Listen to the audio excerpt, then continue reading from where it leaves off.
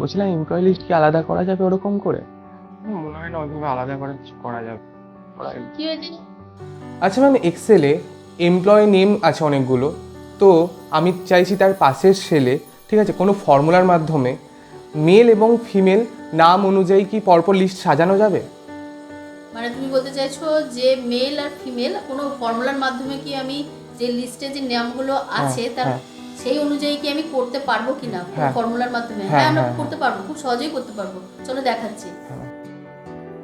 দেখো, এখানে একটি এক্সেল শিট রয়েছে যেখানে আমাদের এমপ্লয়ি নেম রয়েছে, আমাদেরকে জেন্ডারটি বের করতে হবে।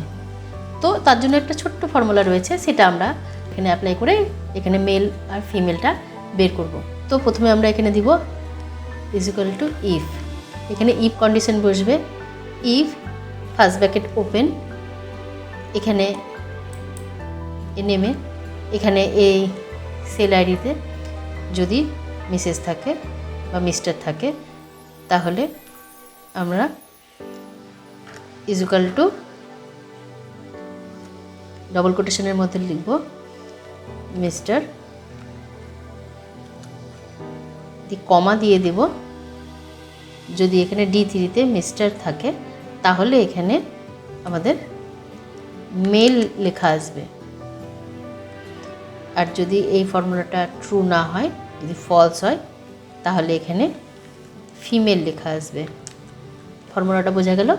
যদি এখানে এমপ্লয়ি নেমে এখানে মিস্টার থাকে তাহলে আমাদের মেল লেখা আসবে, আর যদি এখানে মিস্টার না লেখা থাকে তাহলে যদি ম্যাচ না করে তাহলে এখানে ফিমেল লেখা আসবে। আমরা কোটেশন ডবল কোটেশন দিয়ে ক্লোজ করব, ফার্স্ট ব্র্যাকেট দিয়ে এন্টার মারবো। দেখো আমাদের এখানে কিন্তু মেল চলে এসেছে। এখানটায় এখানে ডবল ক্লিক করব, আমাদের কিন্তু পুরো যেখানে যেখানে মিস্টার আছে সেখানে মেল, এখানে যেখানে মিসেস আছে সেখানে ফিমেল, এখানে কিন্তু সুন্দরভাবে আমাদের বেরিয়ে চলে আসলো। এইভাবে তোমরা খুব সহজেই মেল বা ফিমেল বের করতে পারবে।